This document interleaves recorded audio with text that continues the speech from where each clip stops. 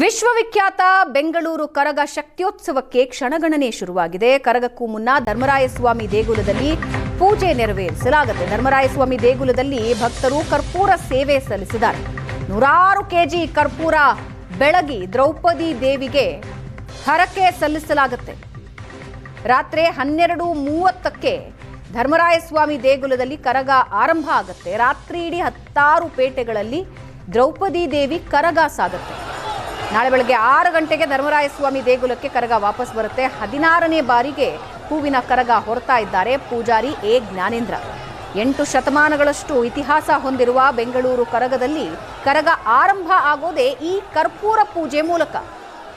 ದೇವಸ್ಥಾನದ ಆವರಣದಿಂದ corporation circle ವರೆಗೆ ಅಂದ್ರೆ ಸುಮಾರು ಒಂದು 500 ಮೀಟರ್ ಅಂದ್ರೆ ಅರ್ಧ ಕಿಲೋಮೀಟರ್ ಕರ್ಪೂರ ಹೊತ್ತಿಸ್ತಾರೆ. ಈ ಮೂಲಕ ಕರಗ ಆರಂಭ ಆಗತ್ತೆ.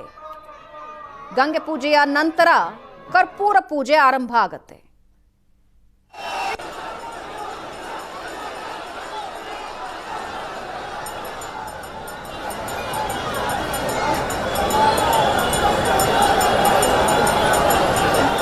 ಧರ್ಮರಾಯಸ್ವಾಮಿ ದೇಗುಲದಲ್ಲಿ ಪೂಜೆ ನೆರವೇರಿಸಲಾಗುತ್ತೆ. ಧರ್ಮರಾಯಸ್ವಾಮಿ ದೇಗುಲದಲ್ಲಿ ಭಕ್ತರು ಕರ್ಪೂರ ಸೇವೆ ಸಲ್ಲಿಸಿದ್ದಾರೆ.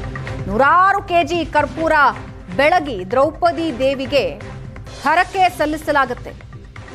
ರಾತ್ರಿ 12:30ಕ್ಕೆ ಧರ್ಮರಾಯಸ್ವಾಮಿ ದೇಗುಲದಲ್ಲಿ ಕರಗ ಆರಂಭ ಆಗುತ್ತೆ. ರಾತ್ರಿ ಇಡೀ 10 ಪೇಟೆಗಳಲ್ಲಿ ದ್ರೌಪದಿ ದೇವಿ ಕರಗ ಸಾಗುತ್ತೆ. ನಾಳೆ ಬೆಳಗ್ಗೆ 6 ಗಂಟೆಗೆ ಧರ್ಮರಾಯಸ್ವಾಮಿ ದೇಗುಲಕ್ಕೆ ಕರಗ ವಾಪಸ್ ಬರುತ್ತೆ. 16ನೇ ಬಾರಿಗೆ ಹೂವಿನ ಕರಗ ಹೊರತಾ ಇದ್ದಾರೆ ಪೂಜಾರಿ ಎ ಜ್ಞಾನೇಂದ್ರ. 8 ಶತಮಾನಗಳಷ್ಟು ಇತಿಹಾಸ ಹೊಂದಿರುವ ಬೆಂಗಳೂರು ಕರಗದಲ್ಲಿ ಕರಗ ಆರಂಭ ಆಗೋದೇ ಈ ಕರ್ಪೂರ ಪೂಜೆ ಮೂಲಕ. ದೇವಸ್ಥಾನದ ಆವರಣದಿಂದ ಕಾರ್ಪೊರೇಷನ್ ಸರ್ಕಲ್ ವರೆಗೆ ಅಂದ್ರೆ ಸುಮಾರು ಒಂದು 500 ಮೀಟರ್ ಅಂದ್ರೆ ಅರ್ಧ ಕಿಲೋಮೀಟರ್ ಕರ್ಪೂರ ಹೊತ್ತಿಸ್ತಾರೆ. ಈ ಮೂಲಕ ಕರಗ ಆರಂಭ ಆಗತ್ತೆ.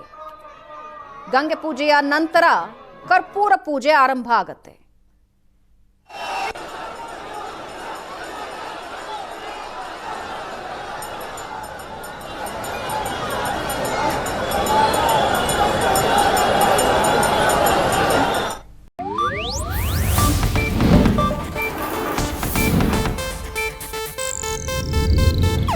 ಇದು ಏಷ್ಯಾನೆಟ್ ನ್ಯೂಸ್ ನೆಟ್ವರ್ಕ್ ಪ್ರಸ್ತುತಿ.